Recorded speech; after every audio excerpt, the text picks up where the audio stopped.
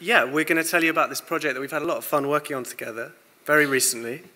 And it's still going on, really. I think if anyone's been paying any attention to what's in the news, this issue of plastic and the sea and the ocean is a big deal and need to do something about it. So we're going to tell you about some work we've been doing to help with that. My name's Alex, by the way. I run a company called Lovers, and I'll tell you a little bit more about Lovers in a minute. But firstly, Marcela's going to tell us about what she does at Greenpeace. This is us working together. Yes. Candid. Over to you. Yeah, thank you, Alex, and hi, everyone. My name is Marcela, as Alex said, and it's really lovely to hear that this came about from someone actually saying that they wanted to hear about what they can do about ocean plastics. But yes, I'm Marcela, and I'm an Arts and Editorial Coordinator at Greenpeace UK. And if you don't know, Greenpeace is an international environmental organization that works, as its name suggests, for a green and peaceful world. And this is a picture of our office. We were just having a move, so it was a bit chaotic. But anyway, those are my colleagues, and that's the space where we work from. It's a very small team, the Art and Editorial team. And what we do is we basically work to help communicate our campaigns. So we have facilitate processes where we create campaign guidelines or campaign identities or narratives that then are translated into a whole host of channels. We have very different teams. Thank you, sorry. Good. We have lots of different teams in Greenpeace that then apply those style guides that we create. So we have fundraising team, we have the outreach team, we have things that happen online, things that happen on print, and we also do non-violent direct actions, as you may know. So those identities are then also applied to the massive banners that you may see hanging from some building. And yeah. I'm the founder and creative director of Lovers, and 3 years ago I basically wanted to start a cult, which people could phone for help. And we help organizations express ideas, and sometimes that idea is a one-time idea for that year or that summer, and sometimes the idea is, who are we? What are we really all about? So sort of work with brands and campaigns. And there's a simple kind of idea at the heart of it, which is to only do work for people that inspire us and try to be constantly head over heels with the projects that we're working on. So this is very idealistic, and it's a bit of an experiment, and it's an ongoing experiment. But it seems to be working, and you can see some of the stuff that we've been doing. But I just think that more and more people rightly want to choose what they invest their creativity into and where the impact and the change is made. And I don't only mean that as a kind of serious, oh, it's got to save the planet kind of thing. I mean, like I want to redesign all the animations for a bowling alley. I think that would be a really cool job to work on. So I'm working on getting that job at the minute. And everybody in our group, mainly freelancers, although a small central team as well, kind of, we spend time with them thinking about what they really ought to be doing next as a person, and we try to sort of almost positively characterize who they are as a creative contributor, and try and, you know, only call them when we have the right thing. So this is some of our gang. Some of the people are spread around London. There are a few dozen of us, and we'll know about the sort of rise of the freelancer.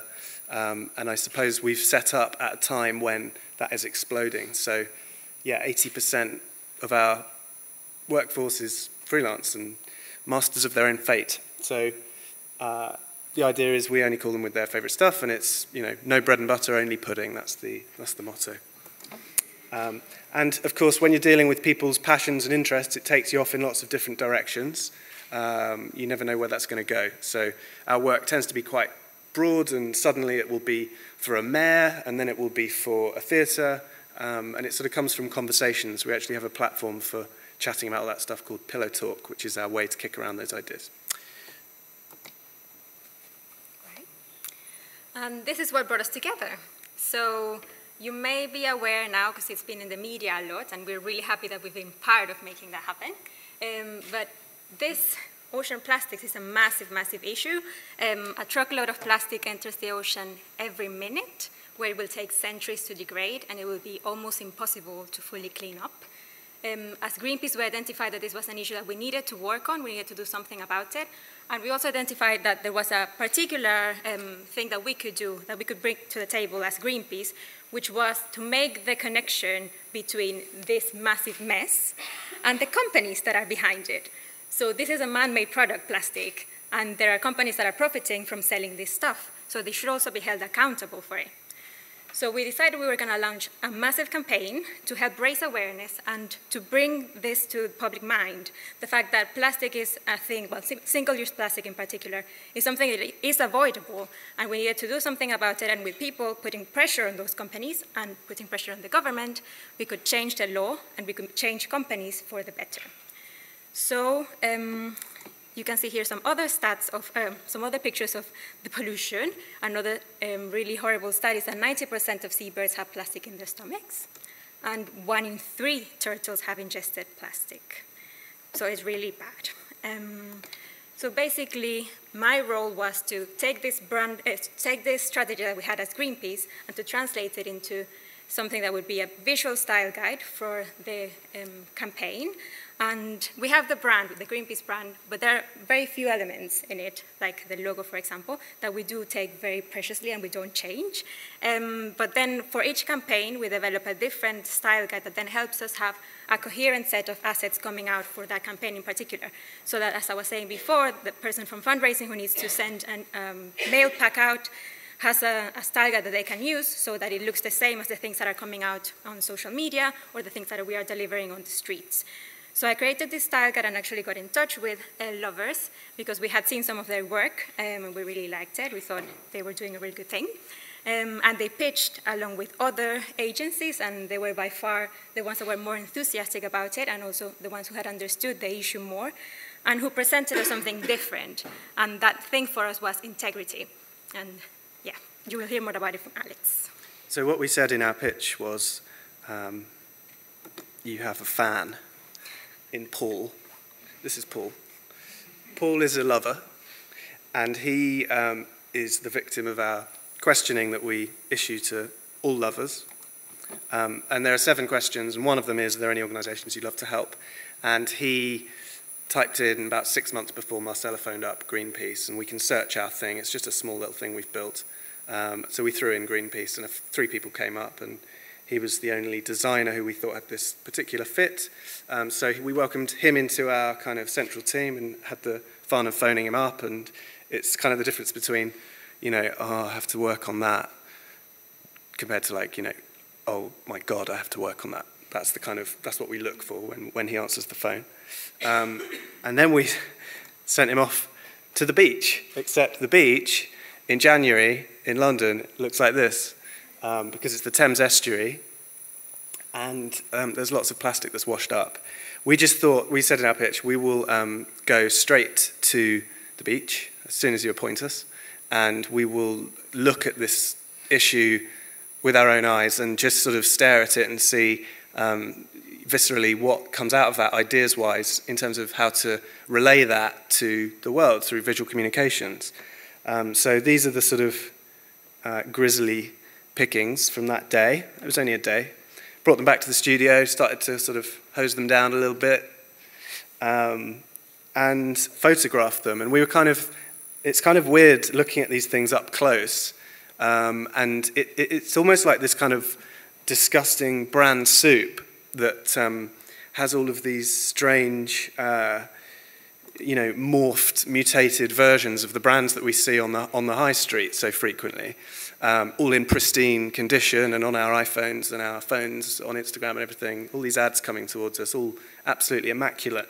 And the most interesting thing to us as designers was to see the sort of fall from grace, the kind of Jekyll and Hyde contrast of these things. And this is the grim reality, really. And you kind of can't look away from it. If you start looking at it up close, it's just sort of horrible and obvious as to what it makes you feel when you look at it.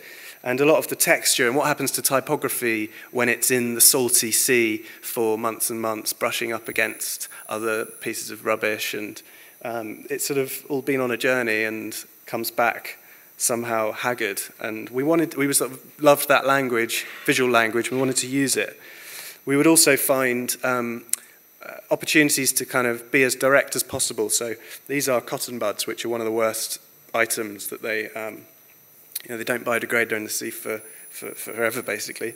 And can you start to sort of hoik these things out of the soup and do stuff like this to it and start immediately reporting on numerical facts, or this is how many petitions to go or whatever. So start to just kind of play with it. We didn't really know where it was going to get, and then we thought, how are we going to say the stuff? What kind of language are we going to use typographically? Wouldn't it be great to be able to sort of report all of this information in a distressed, knackered, grisly, grimy, drowned typeface that and you go off looking for that, and you find a lot of free fonts that are kind of used on horror film posters from like A-level students, and I don't know, there's just a lot of bad, distressed typefaces out there, and so we thought let's make one ourselves. And there's a chap called Kia who is also a lover, and he loves nothing more than making typefaces and throwing himself into research. So he started to research how we could do this. One of the things is you need contextual alternates for any nerds out there on the type scene.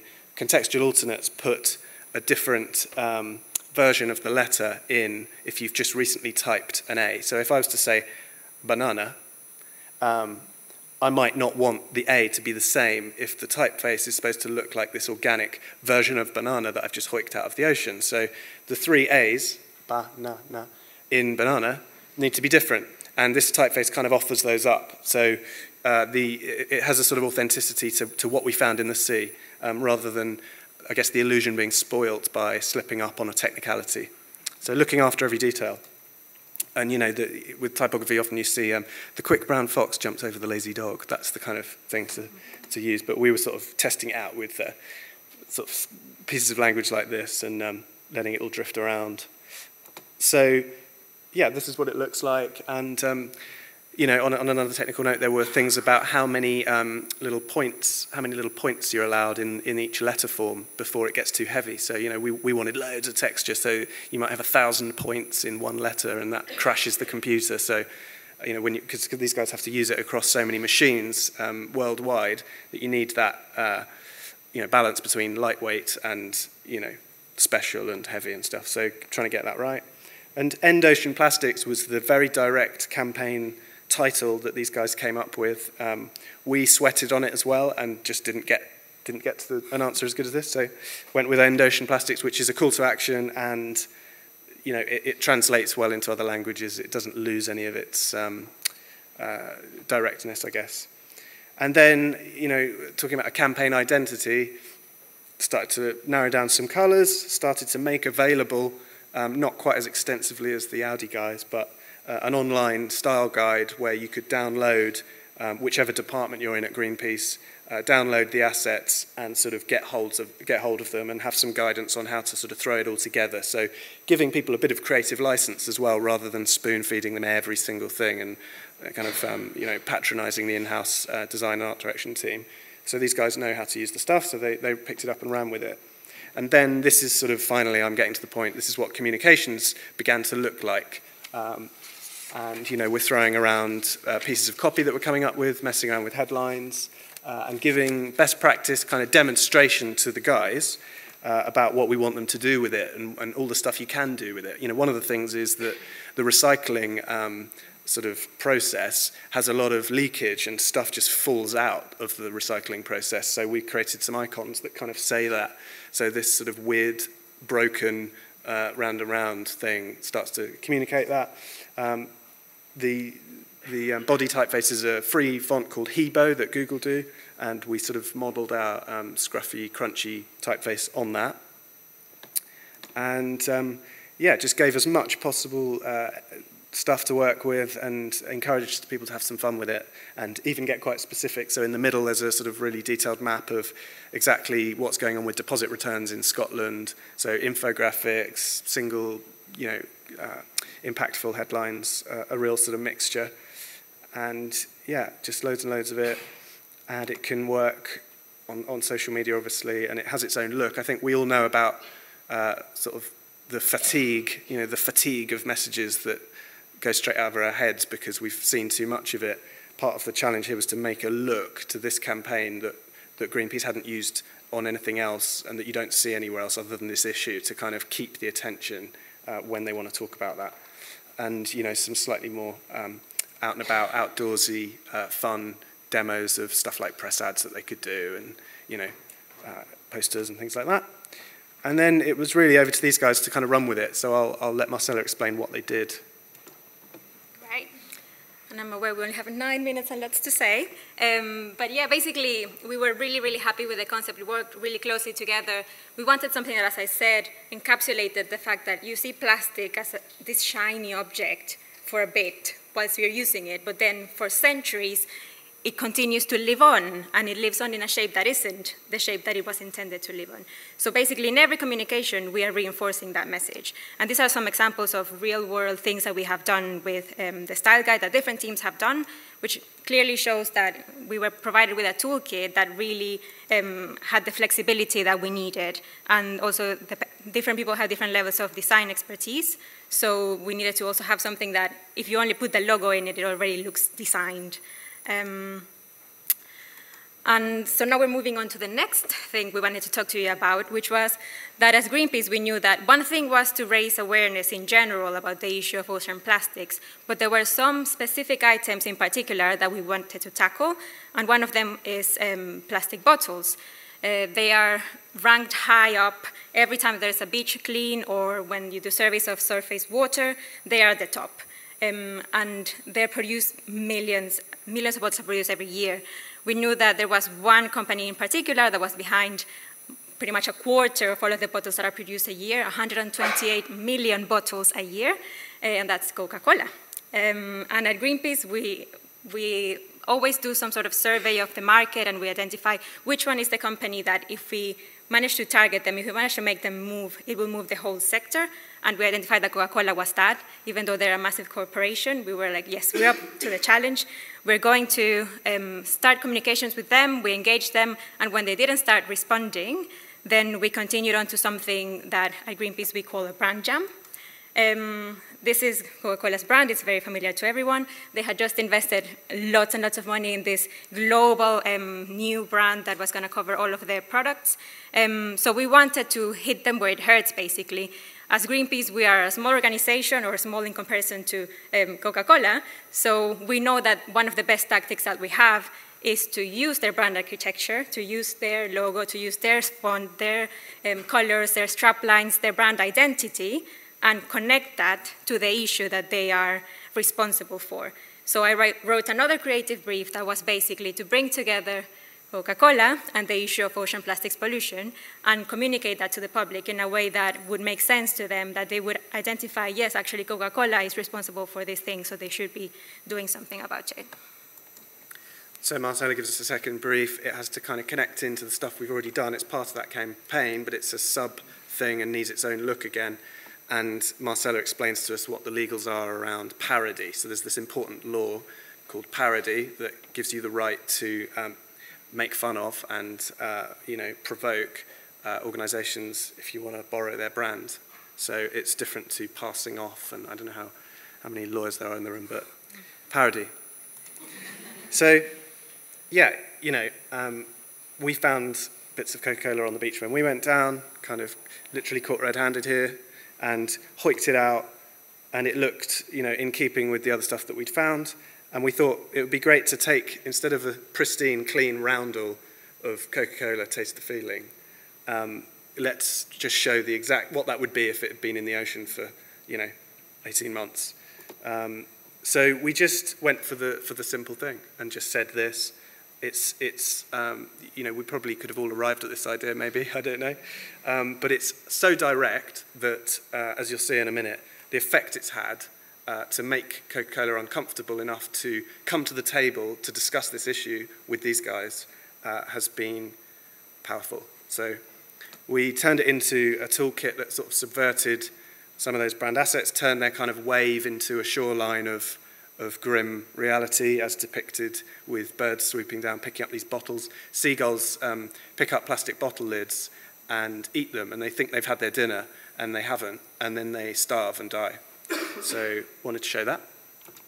And, just hitting hard with some posters as well. These guys have the opportunity sometimes to put posters up and to flyer, so created the kind of initial run of things for them.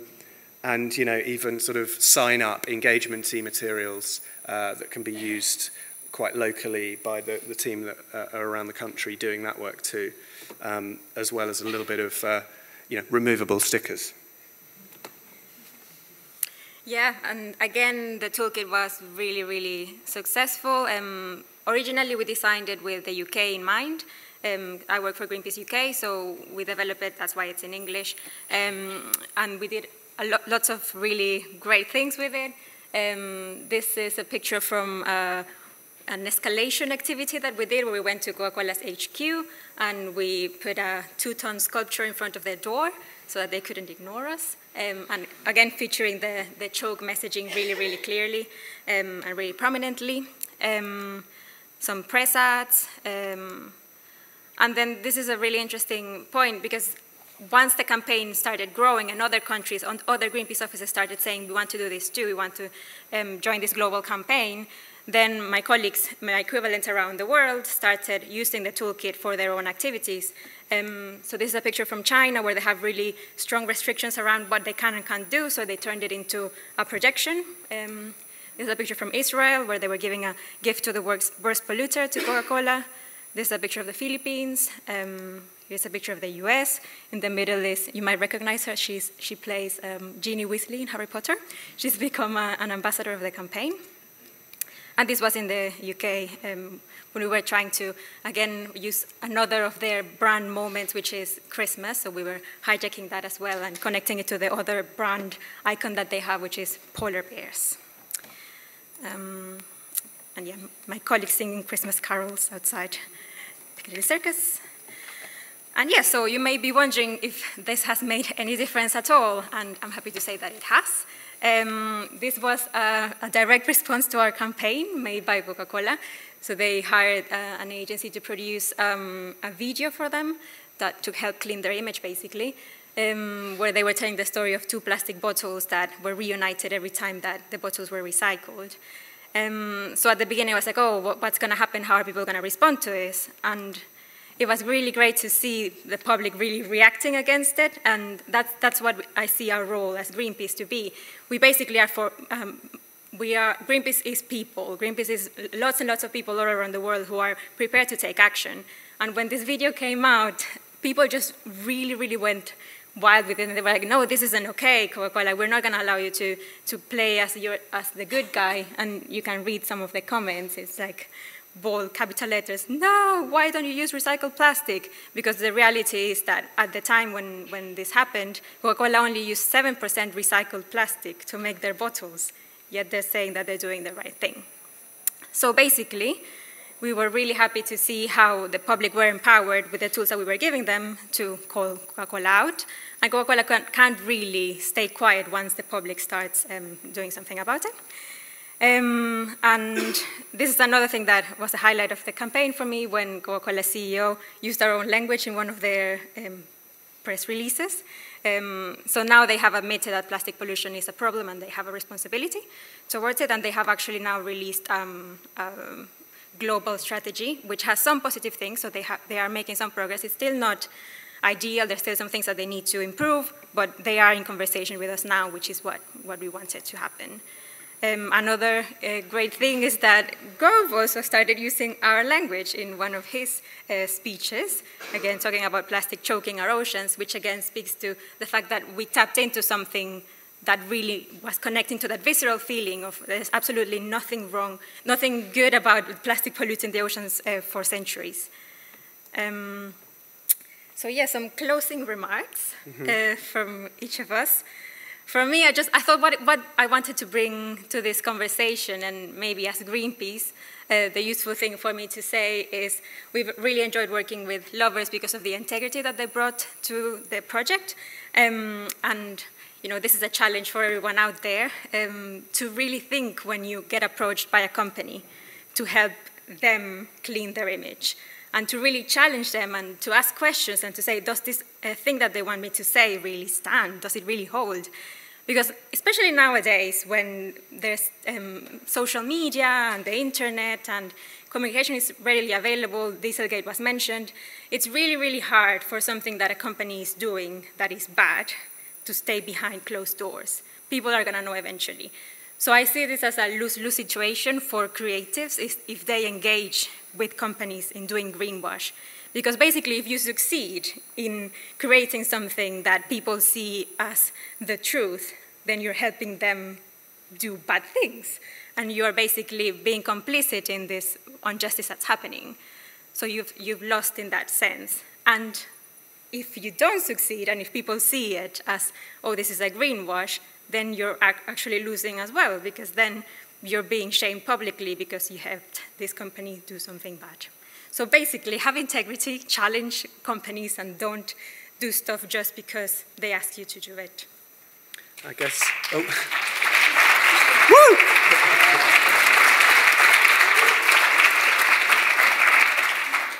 I can't beat that, actually, as a summary, other than to just say I'm really proud of my team and the work that they've done, and I think it comes from the enjoyment of doing the work. So I'd say enjoy your work, enjoy your life, and also keep an eye out for this project, which we are now working on together right now. We're going to get the largest protected area of ocean on the planet instated in the Antarctic, in the Weddell Sea. Next October is a really important time, so give your support to this campaign. It contains a bespoke typeface, and Javier Bardem's on board, so you know, you can't not go with that. Thanks a lot. See ya. Thank you. Thank you, Alex. Thank you, Marcela. To add a special perspective to this topic, you know, when we started, we say it's good that you encourage brands to react on social topics. In the morning I said people are losing trust in governments and things like that. And in this case, I must say that I'm really happy that the Green Party in Germany, the ecological party, who reigned Germany from 2000 to 2005 with the Social Democrats, they introduced a deposit on plastic bottles, really high deposit. Sometimes the bottle is more expensive than the content in the case of water. And since then, I must say, we don't have any plastic bottles in our environment anymore because, you know, people bring them back to the companies. I think this was a good decision.